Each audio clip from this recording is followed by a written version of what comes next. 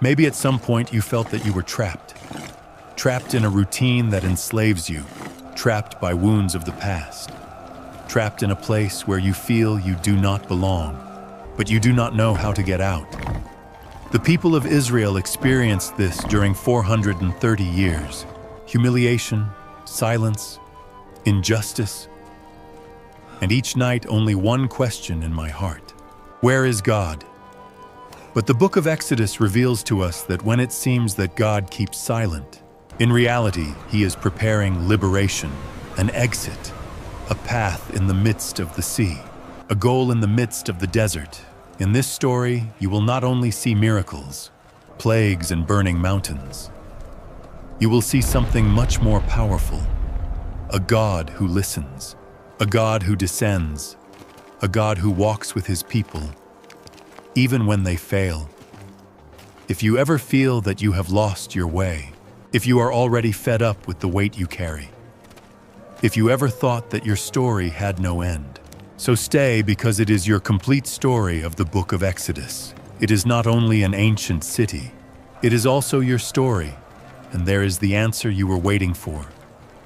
Before beginning this powerful story, I invite you to subscribe to the channel if you have not already done so. That helps us to continue sharing the Word of God with more people who need hope. And leave this comment here below. God, continue guiding my path. Repeat it out loud while you write it. God continues guiding my path. By doing so, you will be sowing faith in your life and helping this message reach those who need it most. Now, yes, let us begin. 1. The oppression of the Hebrew people in Egypt. After the death of Joseph and time passed, a new Pharaoh appeared in Egypt. But this king no longer remembered the deeds of Joseph, nor how he had saved Egypt from hunger. All he saw was a foreign people growing rapidly in his land. The Hebrews, the children of Israel, were no longer a family. They were a big, strong, and vibrant people. And that for the Pharaoh was a threat, he thinks. And if a war breaks out, they could join our enemies and flee the country. Then, instead of seeing them as allies or part of the Egyptian heritage, he decided to enslave them. He wanted to break them, exhaust them, stop their growth. So he forced them to work hard, from dawn until night, under the scorching heat of the Egyptian sun. The Hebrews carried stones, made bricks, built cities for the Pharaoh, Pithom and Ramses. The whips fell on their backs. Hands bled. Children cried. Mothers prayed in silence, and yet they continued multiplying. The Pharaoh's plan did not work. The more he oppressed them, the stronger the people became. Then he hardened his heart even more. He ordered the Hebrew midwives to kill all newborn males. But these women feared God more than the king and did not obey. Then the Pharaoh gave an even more cruel order. Every male child that is born shall be thrown into the Nile. Darkness seemed to cover everything, and it is there, in the midst of pain, injustice, and the tears of helpless mothers, where the story of Exodus begins, not as a fairy tale, but as a reality marked by suffering, but also by hope. Because although it seemed that God kept silent, he was already preparing his deliverer. 2. The miraculous birth of Moses. In the midst of a dark time, when the life of every Hebrew child was condemned to the Nile, a special baby was born. He was the son of a Levite couple, Amram and Jochebed, and from the moment his mother held him, she knew he was not just any child. The Bible says she saw that he was beautiful, but more than his appearance, something in her mind told her, this child has a divine purpose. For 3 months, Jochebed hid her son, rocked him in silence, cared for him with care, and every time he cried, she prayed so that no Egyptian would hear her. They lived as if each day were a battle between life and death. But a moment came when she could no longer hide him. Then, with tears in her eyes, but faith in her heart, she took a basket of reeds, covered it with tar so that it would not leak, placed the little baby in it, and let it float on the waters. From the Nile, it was abandonment. It was a surrender. Jochebed did not know what was going to happen, but she trusted that the same God who gave her this son could also protect him. The basket floated gently, guided by the current until it reached an unexpected place, the Pharaoh's palace. And it was precisely the Pharaoh's daughter who saw this small floating ark, sent a servant to fetch it, opened the basket, and there crying. The child looked at her and her heart was moved. Although she knew he was a Hebrew child, one of those condemned by her father's law, she decided to adopt him as her own. She called him Moses, which means drawn out of the water. But God had one more surprise. Miriam, the child's sister, had followed the basket from afar, and when she saw the princess take him in her arms, she approached bravely and offered to look for a Hebrew nurse to raise him. And who did she take? To his own mother, Jochebed. Then, God not only saved Moses from death, but allowed his own mother to raise him, and that he would grow up in the Pharaoh's palace with education, food, shelter, and royal authority. Moses was a Hebrew raised as an Egyptian prince. He lived among marble columns, sat at banquets, spoke the language of the wise. But his heart did not forget his people. And although he seemed to be one more powerful, God was already training him to be a deliverer, a child born at the moment of death, a baby hidden by faith, a future deliverer who was raised in the house of the oppressor. So began to be born the one who would divide the seas, speak with God face to face, and write his name forever in sacred history. 3. Moses fled to Midian. Moses grew up with two worlds in his heart.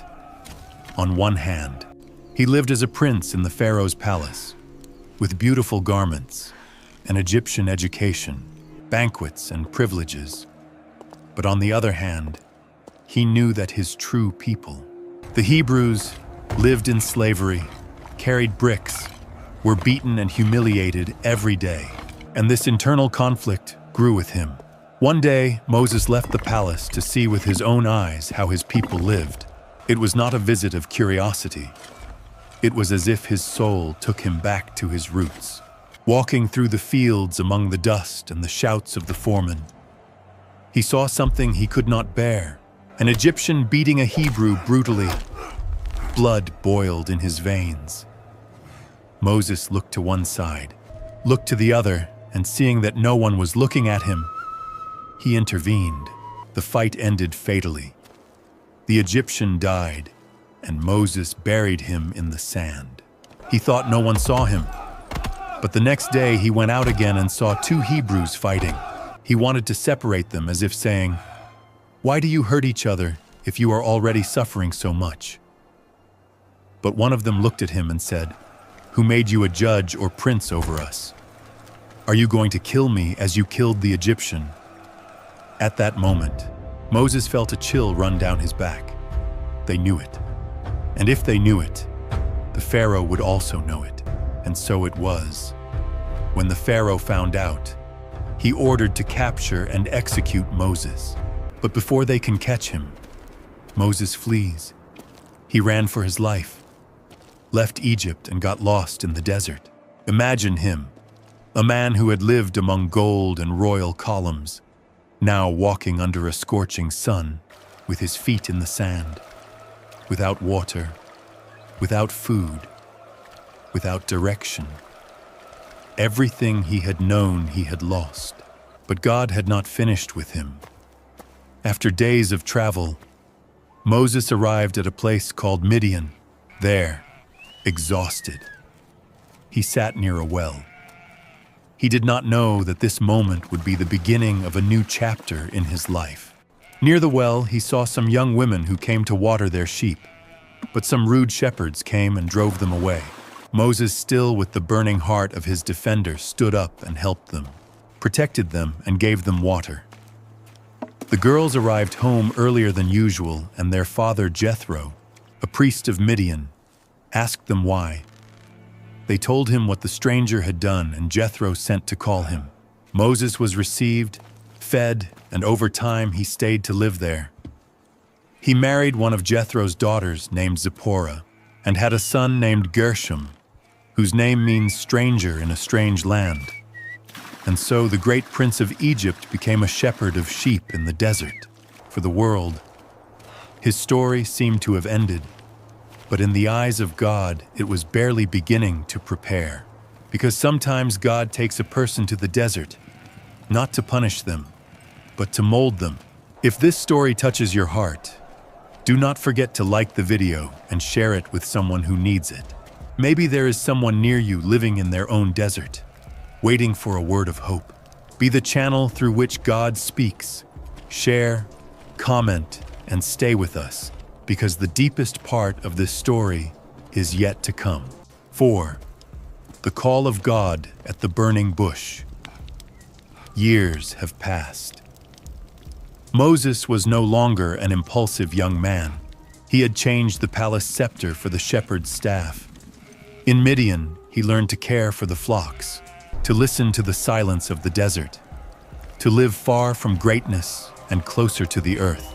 But although it seemed that life had stopped, God was preparing him in secret until the day that would change his story and that of an entire city. Moses was guiding the sheep of his father-in-law Jethro through the desert and reached a special place, Mount Horeb, also known as Mountain of God. There, while he was walking among the stones, something unusual called his attention. He saw a bush enveloped in flames. It burned, but it was not consumed. The fire was real, intense, burning, but the bush remained intact. Moses, curious, approached to observe better. But at that moment, a powerful voice called him from the midst of the fire. "Moses, Moses." And he responded, "Here I am." Then the voice said, "Do not come any closer. Take off your sandals, because the place where you are standing is holy ground." At that moment, Moses understood. This was not just any fire. He was in the presence of the living God. The voice continued, "I am the God of your father, the God of Abraham, of Isaac, and of Jacob." And Moses, full of fear, covered his face. He was afraid to look at God. But the Lord had not called him to scare him. He had called him to send him on a mission that would change the course of history.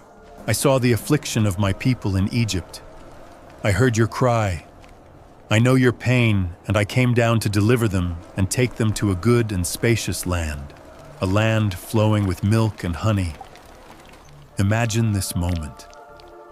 After decades of believing that everything had ended, Moses hears directly from God that the story has not ended, that there is still purpose, that there is still promise, that there is still deliverance.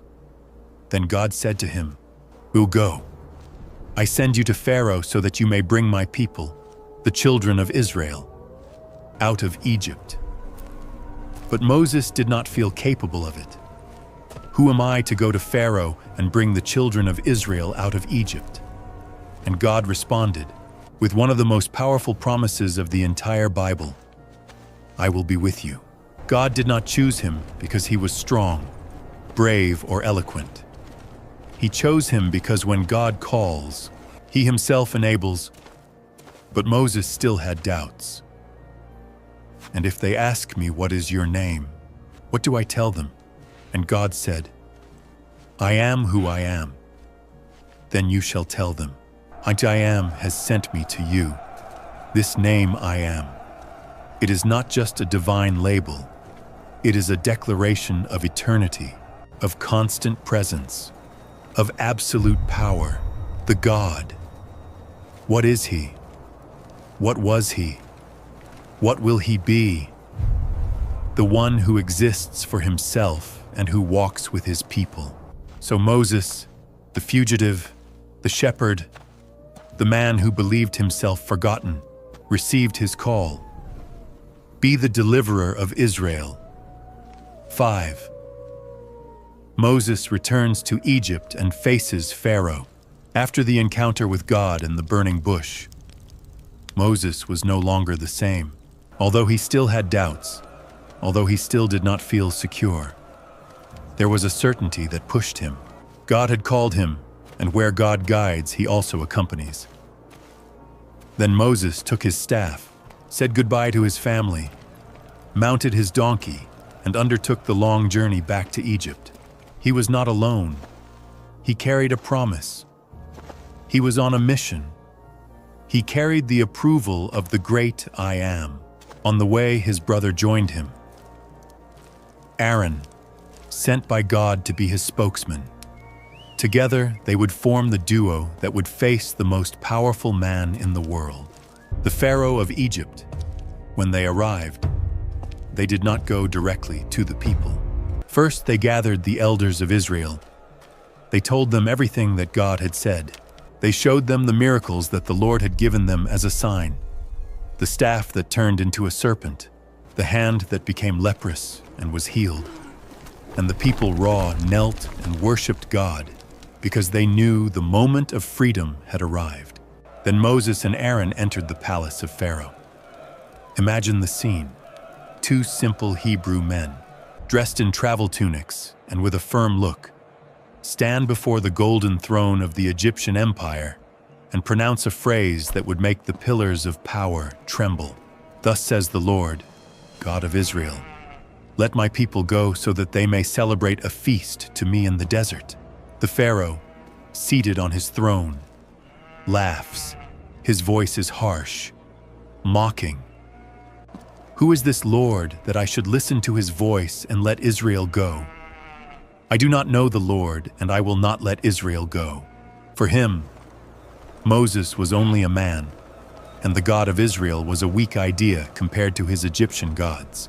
He not only rejected the request, but made the burden heavier for the Hebrew people. He ordered that they no longer be given straw to make bricks, but that they continue producing the same amount. The foreman beat them. The workers were exhausted, and the people began to complain against Moses and Aaron. You have made us abominable before Pharaoh. Now our situation is worse than before. Moses, distressed, cries out to God, Lord, why do you afflict this people? Is that what you sent me for? Since I went to Pharaoh, everything has worsened, and you have not delivered your people.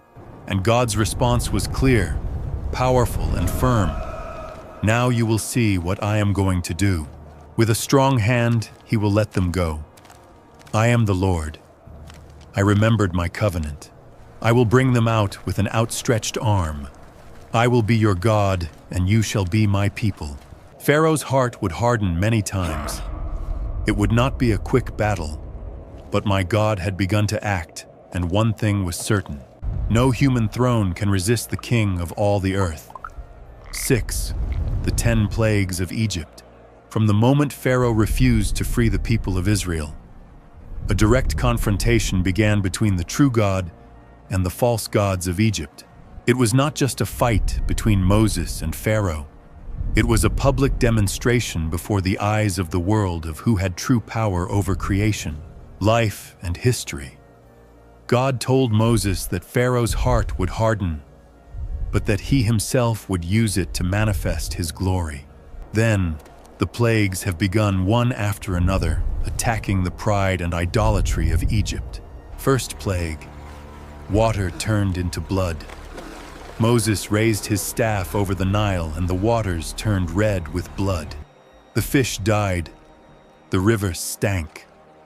Not even the wells provided drinking water. What was the source of life for Egypt was left dead. But Pharaoh hardened his heart. Second plague, frogs everywhere. God sent frogs from the Nile, and they invaded houses. beds, kitchens, and ovens. There was no place where there were no frogs. When Pharaoh begged Moses to pray so that they would go away, God did so. But the Pharaoh hardened again. Third scourge: lice on men and animals. Without prior warning, the dust of the ground turned into small insects, lice, which covered people and animals. Even the Egyptian magicians recognized. It is the finger of God. But the Pharaoh did not want to listen. Fourth scourge: the invading flies. God sent swarms of flies. They were on faces, on plates, in eyes. It was unbearable. But something new happened. In Goshen, where the Hebrews lived, there was not a single fly. God made a difference between his people and the Egyptians.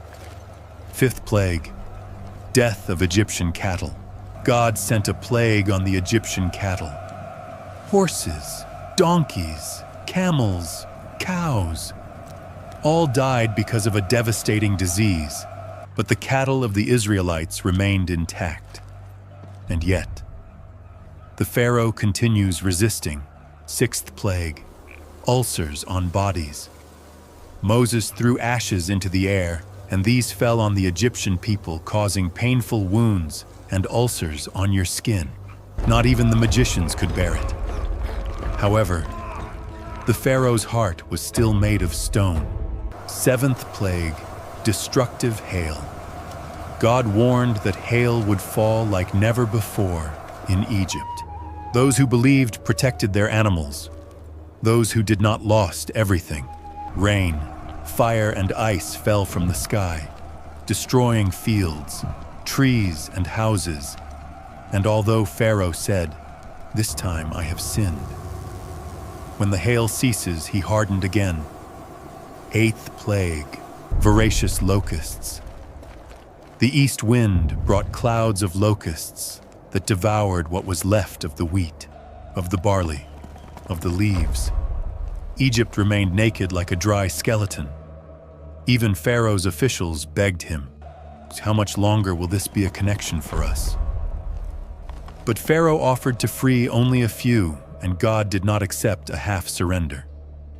Ninth plague: deep darkness. During 3 days, Egypt was plunged into a darkness so thick that you can feel it. No one moved. No one dared to go out. It was as if God's judgment had covered the land. But in the houses of the children of Israel there was light.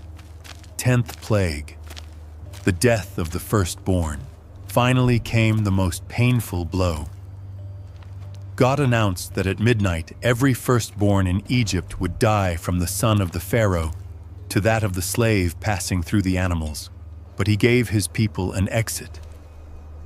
They had to take the blood of a lamb without blemish and mark with it the posts and the lintel of their doors. That night, the angel of death passed through Egypt, and where there was no blood, there was weeping. Pharaoh, overwhelmed by pain, called Moses early in the morning and said to him, "Go, get out from among my people. Take your families, your animals, and go serve your God." After 10 clear signs, Egypt had fallen to its knees before the power of the Lord. These scourges were not just punishments. They were signs. All dismantled false security. Each plague revealed that there is only one true God, and that when he speaks, kings tremble. Creation obeys and history changes. 7. The first Passover and the 10th plague. The most feared night had arrived. 10 times God had spoken. Pharaoh had resisted 10 times, but now the final judgment would fall upon Egypt, and there would be no turning back. God announced that at midnight every firstborn would die, from the heir to the throne to the son of the most humble servant. Even the firstborn animals would be affected. A heavy silence fell upon everyone, but God, faithful to his character of justice and mercy, has prepared a plan of protection for his people. It was the birth of something new, something that would cross generations. Passover of resurrection. God instructed Moses in every detail. Every Israelite family should choose a male lamb without blemish 1 year old. They should sacrifice it at sunset and spread the blood on the posts and beams of the doors. Blood would be the sign. When the angel of death passed, seeing the blood, he would pass over that house. No harm would suffer those who were under this blanket. It was an act of faith, of obedience and surrender. Also, each family should roast the whole lamb without breaking any bone and eating it that night with unleavened bread and bitter herbs, remembering the torrent of deliverance and the pain of slavery. They must eat dressed with the belt tight, sandals on feet and a staff in hand, like one who is ready to run at any moment. That night, the people of Israel did not sleep. The fathers explained to their children what was going to happen. The mothers prepared the lamb with eyes full of fear and hope. The children asked why there was bitter grass, blood on the door, and that strange silence outside. And the elders simply prayed. And then, at midnight, the cry ripped the silence. From the palace to the stables, from the noble houses to the fields, the firstborn of each Egyptian family fell dead. A cry of pain spread throughout Egypt. It was as if the earth itself were weeping.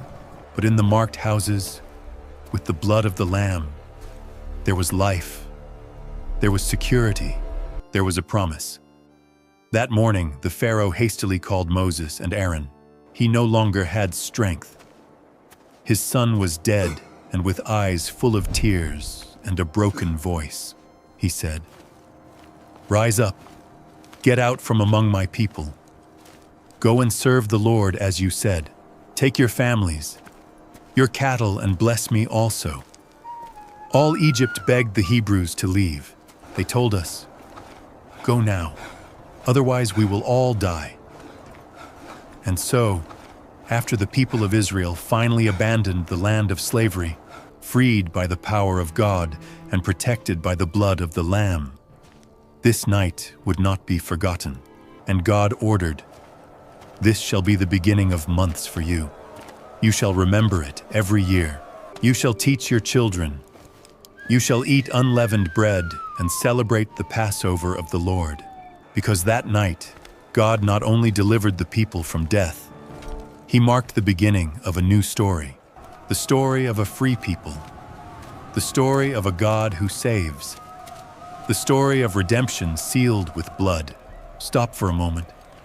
If this word speaks to you, click like and share it with someone who is going through their own desert. And tell me in the comments what part of this story has moved you most so far. Remember, when you comment, when you share, this word reaches other hearts that also today have need to listen to the voice of God. 8. The Exodus begins. Freedom after 430 years. The dawn in which Egypt wept was the same dawn in which Israel began to smile. After 430 years of slavery, pain, silence, and prayers apparently without answer, the people of God finally stood up as a free people. It was like waking up from a nightmare that had lasted generations. The Hebrew families departed hastily, dressed in their tunics, sandals on feet, staffs in hands, carrying their goods, their children, their animals, and in their hearts, the living promise of freedom. The Egyptians, shattered by the wounds and the pain of the death of the firstborn, pushed them to leave, and they not only allowed them to leave, but they also filled them with gold, silver, beautiful garments and utensils. It was as if, after centuries of forced labor, God was restoring what the people had lost. It was the Exodus, the great departure. The multitude was enormous, more than 600,000 men, without counting women, children, and strangers who decided to follow them. It was a gigantic march. Entire families, elders, animals, improvised carriages, babies in arms, nursing mothers, children who constantly asked, "Where are we going, Dad?" And even without knowing their final destination, they continued, because now the Lord was their guide. During the day, God guided them through the desert, a column of cloud that protected them from the scorching sun. By night, this same presence transformed into a column of fire, illuminating the path and warming the freezing cold of the desert. The people did not walk blindly. Obviously, God was with them. And although it were possible to reach the promised land by a shorter route, God took them by a longer path, the path from the desert to the Red Sea. For what? Because God knew that if the people faced war early, they might become discouraged and want to return to Egypt. They had come out of slavery, but slavery still had to come out of them.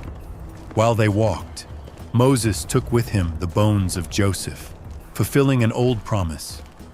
Because Joseph, even many years before, had believed that God would bring his people out of Egypt, and now his remains accompany them as a symbol of faith that crosses generations.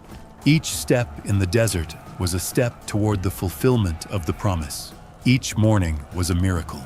Each night a reminder that the God who delivers also guides. The people were no longer slaves.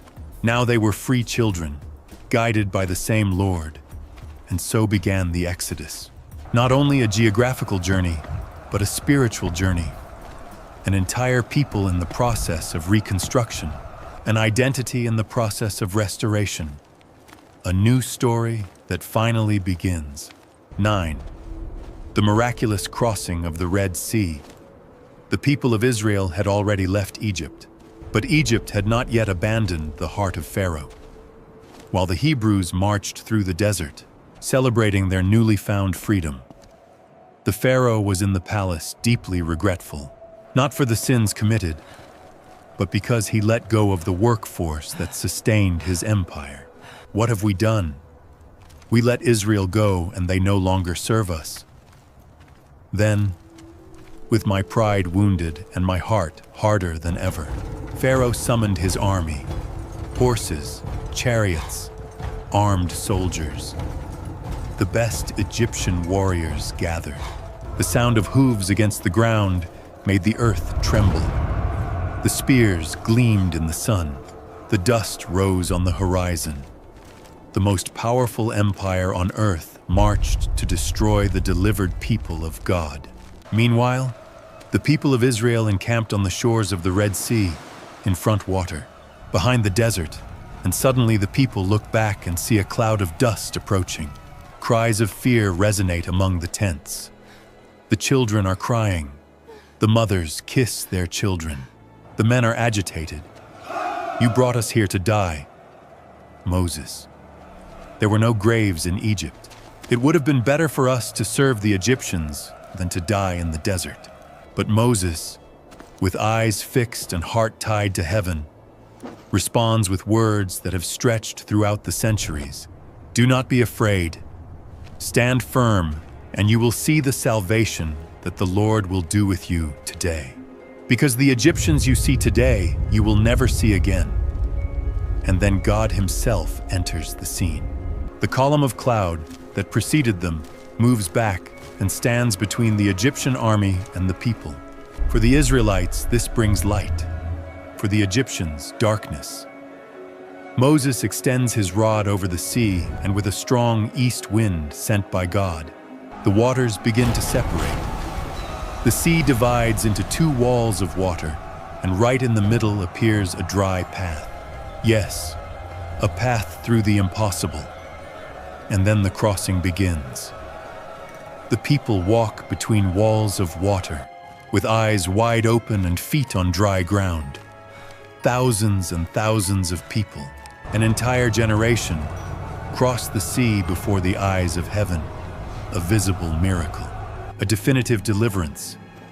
When the last Israelite crosses, the Egyptians enter the sea with their chariots, their swords and their fury. But God looks from the column of fire and cloud and confuses the soldiers. The wheels of the chariot become blocked.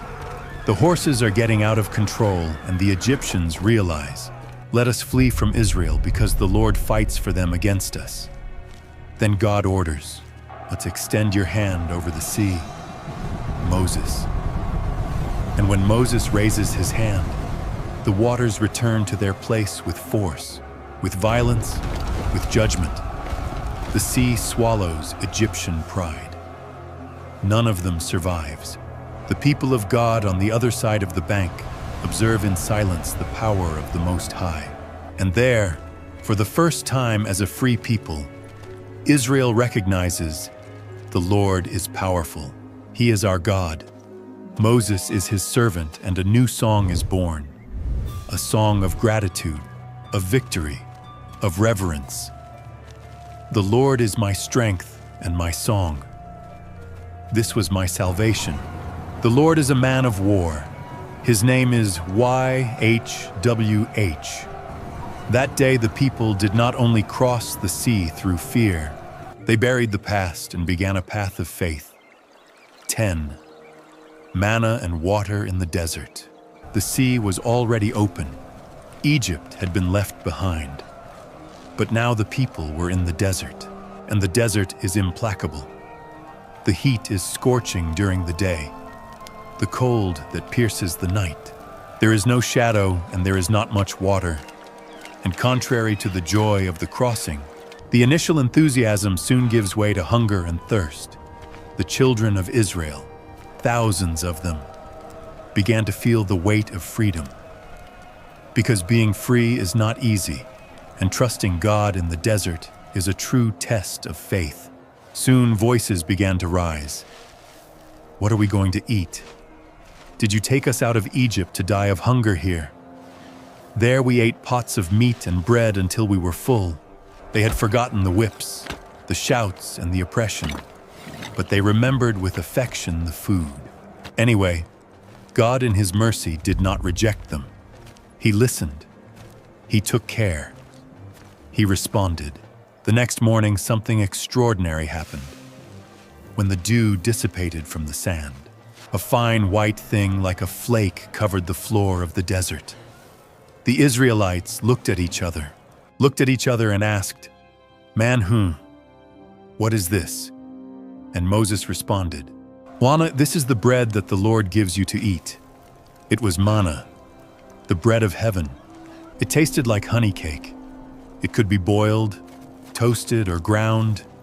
It was sweet, fresh, and arrived each day at dawn as a silent gift from God.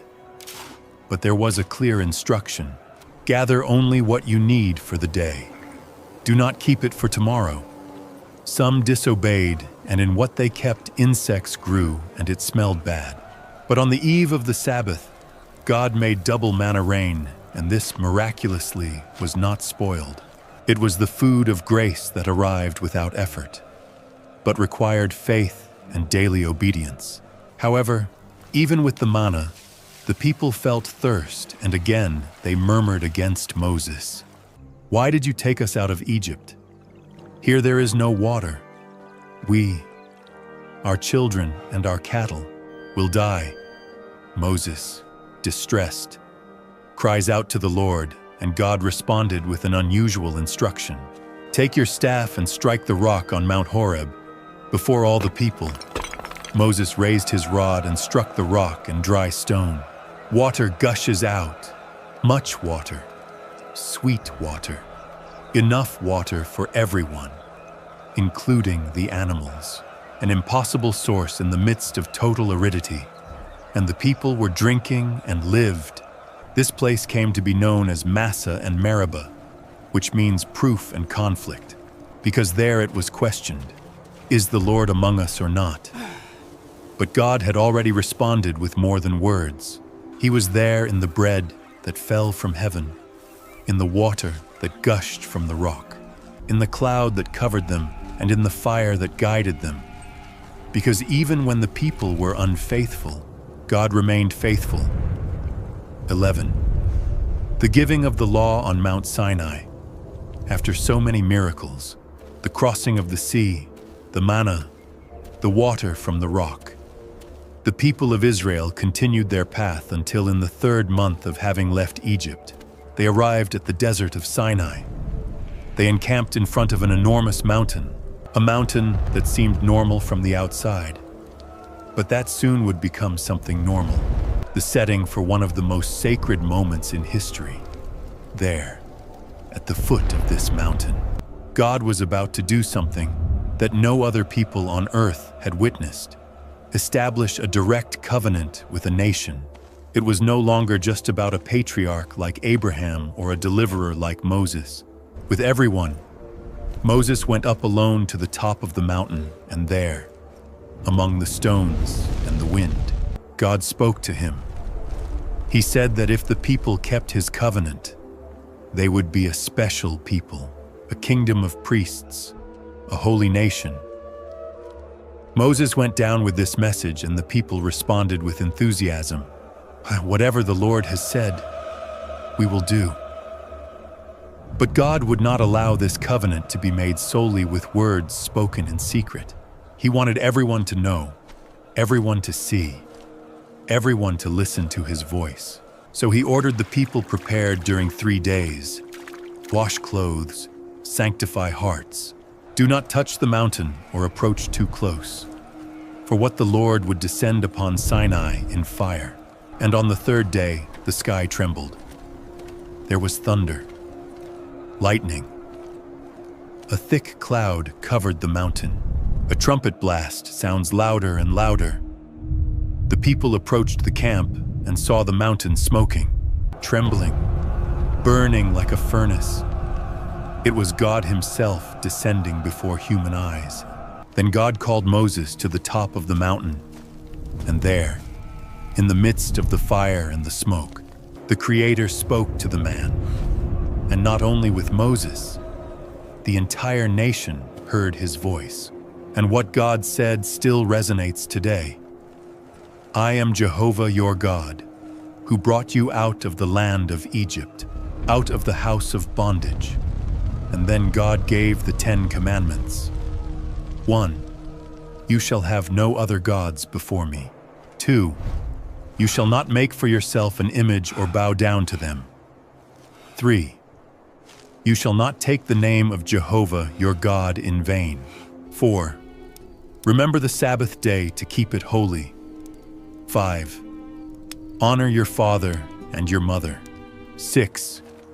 You shall not murder. 7. You shall not commit adultery. 8. You shall not steal. 9. You shall not give false testimony. 10.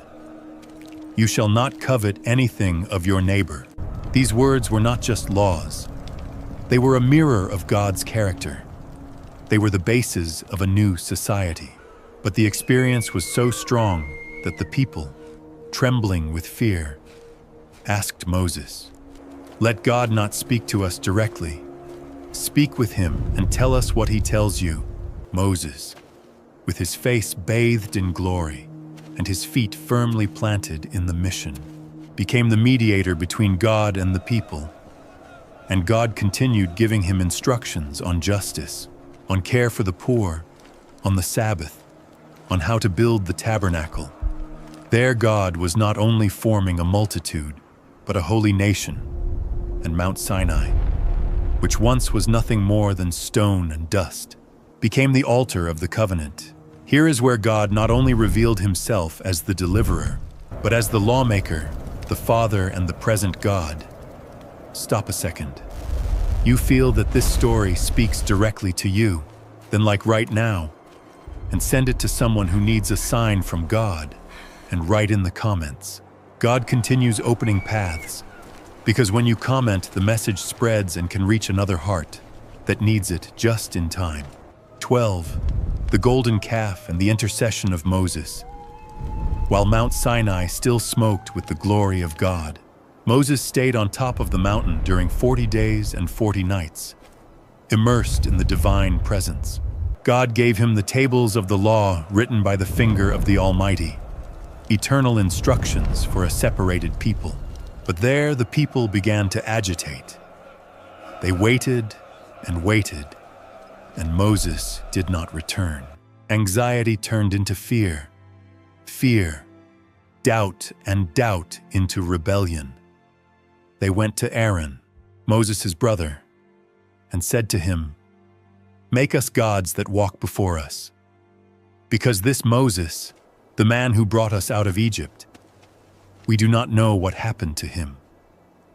Aaron, under the pressure of the people, yielded, collected earrings and jewelry of gold, gifts they received upon leaving Egypt, and melted them, and with your own hands formed a golden calf.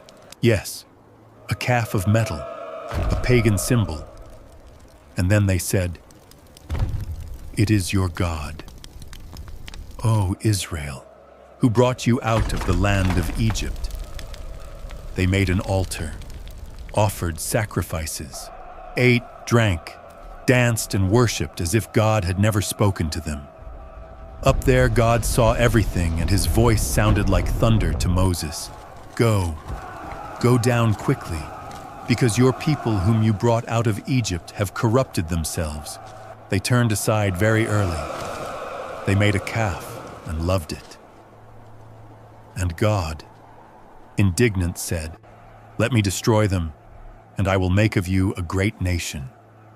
It is at this moment that Moses, no longer as a fugitive or deliverer, but as an intercessor, placed himself between the judgment of God and the rebellion of the people. With a troubled heart, he prayed to God, "Lord, why must your anger burn against your people whom you brought out with a strong hand? What will the Egyptians say that you took them away to kill them in the desert? Remember Abraham, Isaac, and Jacob, your servants, to whom you swore." And the Bible says something powerful. Then the Lord changed his mind about the evil he had promised to do to his people. Moses went down from the mountain carrying the 2 tables of the law, tables written by God, full of purpose and glory. But when he saw with his own eyes the golden calf and the people dancing around it, his hands trembled, his mind was distressed, and he broke the tables at the foot of the mount. It was like a visible symbol. The covenant was broken by idolatry. He destroyed the calf, burned it, ground it to powder, and mixed it with water for the people to drink, a bitter and literal lesson they would never forget. Then Moses returned to the presence of God, once more, with bravery and humility. He interceded for his people. Their sin is forgiven. That is good, but otherwise, blot me out of the book you wrote. A deep love, a leader willing to lose everything, even his name before God to save his lost people. And the Lord responded with justice and grace. I would not blot out the name of Moses, but everyone would answer for their sins. Anyway, God would renew the covenant. Anyway, his presence would not abandon them. The golden calf was a moment of fall, a scandal, a failure, but it was also the setting where something greater shone. The power of intercession, the patience of God, and the promise that even when we fall, he always calls us to start over. 13. The construction of the tabernaculo. After the sin of the golden calf and the powerful intercession of Moses, God has not abandoned his people, and more determined remains among them. Yes, the God who created the heavens and the earth, the God who spoke from the midst of the bush, who parted the sea and made manna rain, would live in the midst of the camp. But for this, he gave detailed instructions to Moses on the mountain. Build a sanctuary. This sanctuary would be called tabernacle, a sacred and mobile place where the presence of God would dwell among his people. Each detail has been revealed by God. Nothing would be improvised. Nothing would be human. It was a celestial project given directly by the one who lives above, but decided to lower the materials. God asked the people offering from the heart gold, silver, bronze, precious fabrics, leather, precious woods, pure olive oil, spices, and precious stones. All this the Egyptians had given them when they left Egypt. Now what was a weight in pockets would become an offering of worship. And the people gave with joy. Men, women, artisans, embroiderers, carpenters, founders, everyone participated with hands and heart the structure of the tabernacle. The tabernacle would be divided into 3 parts. 1. The outer courtyard, a large space surrounded by fine linen curtains, where the altar of bronze for sacrifices and bronze basin for purification. 2. The holy place, inside the tent where golden lampstand of 7 lamps and table with bread of the presence and the altar of incense. 3. The most holy place, the most sacred space separated by a thick veil. There was the Ark of the Covenant, made of acacia wood and covered with pure gold.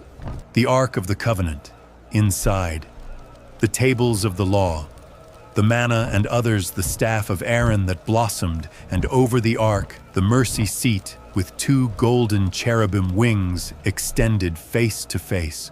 They were wings between the cherubim so that the glory of God be manifested. There God would speak to Moses. Their heaven touched earth. The team of artisans. God chose 2 men full of the Spirit, Bezalel and Oholiab. They not only had technical skills, they were divinely inspired, and along with others began to build each room as God had commanded. They did not create from scratch. They reproduced what God had already shown on the mountain. Complete obedience, each piece, each fabric, each ring, each meter of curtain has been made exactly as God ordered it. Nothing has been added. Nothing has been removed. True worship begins with obedience. The people went further. The offerings were so numerous that Moses had to give a surprising order. Enough. Do not bring more. There is already enough for the work of the Lord. A people that before complained, now was giving more than what was needed. Because when the heart is touched by the presence of God, it does not calculate. It delivers. The tabernacle was not just a tent. It was a living symbol of the presence of God, a constant reminder that the Lord walked with them, dwelt among them, and guided them in each step. God was not alone on the mountain. He was in the midst of the camp. Next. Here, type 14. The glory of God fills the tabernacle. Months had passed since the people abandoned Egypt. They saw the sea part. They saw the bread fall from heaven, water gushing from the rock. They heard the voice of God shaking Mount Sinai. But now what was about to happen was something even more extraordinary. The glory of God would descend and dwell with them. After obeying each detail of the design of the tabernacle, curtains, columns, furniture, altar, basin, tent, ark, came the day of definitive consecration. Moses, following to the letter everything that God had ordered him, anointed each piece of the tabernacle with holy oil, from the bronze altar, where sacrifices would be made, to the veil of the most holy place. Priests were consecrated. Offerings were presented. The people waited in silence, with eyes fixed on the great sacred tent, heart beating fast and hands together in prayer. And then it happened. Then a cloud covered the tabernacle, and the glory of the Lord filled the sanctuary. Exodus 40:34. A dense, luminous, and living cloud, the same one that guided them by day in the desert, descended majestic and enveloped all the sanctuary. And the glory of the Lord fills it completely. This was not an ordinary smoke. It was the real, palpable, and powerful presence of the Most High God, so intense that not even Moses could enter. There, between the cherubim of the Ark of the Covenant, in the most holy place, the holiness of God has been manifested. God, the creator of the heavens, had approached man. God, the deliverer of Israel, now dwelt in the center of the people. God, the Holy One, decided to walk with them step by step in the desert. And from that day, something changed during the journey. When the cloud rose from the tabernacle, the people left. When the cloud remained, the people encamped. They no longer walked according to their own understanding. They followed the presence by night. The cloud turned into fire, a burning column that illuminated the camp, warmed hearts, and reminded everyone, God is there. There was no longer any doubt. There was no more loneliness. The center of the life of the people was now the presence of God. Thus ends the book of Exodus, with the glory of God filling the house built with obedience and faith and reverence, because true freedom did not consist only in leaving Egypt. It was learning to live guided by God day after day. 15. The promise of a better land and the beginning of the journey. The cloud was there. The column of fire gleamed at night. The tabernacle had been dedicated. The law had been given, and the people were ready to walk. But it was not just any journey. It was the crossing to the promised land. This same land that God had promised centuries before to Abraham, saying, "To your descendants I will give this land, a land flowing with milk and honey." Now this delivered people, a people that had been slaves, but that now carried the presence of God in the center of the camp, was about to start the greatest journey of their history. They did not have paved roads or directional signs, but they had something infinitely greater. They had the visible presence of God, guiding each of their steps. When the cloud rose and began to move, all the multitude was organized. The tribes marched in their order, Judah at the head, followed by the others, each with its banner, its chiefs and its families. The sound of trumpets was heard. The tents have been dismantled. The people marched. It was not just a caravan. It was a people in covenant with the living God. The journey would be long, full of challenges, internal struggles, fears, and trials. But there was a destination in front of me, a living promise, fertile land waiting for them, a land where we would no longer eat manna, but the fruits of the vine, a land where they would no longer wander, but dwell, a land where they would no longer be slaves, but heirs, and much more than a geographical change. God wanted to transform hearts because the people had come out of Egypt. Yes, but Egypt still lived among many of them, and this walk, this time in the desert, would be used by God to teach, correct, mold, and prepare. At each stage, a lesson. At each stop, a direction. And even with failures, complaints, and setbacks, God followed them. Not because they were perfect, but because they were chosen. The book of Exodus ends with the people, exciting, still in the desert, still on the way, but with something non-negotiable. The presence of God accompanied them. Because the God who brought them out of Egypt with a strong hand was He Himself who promised to lead them to the end.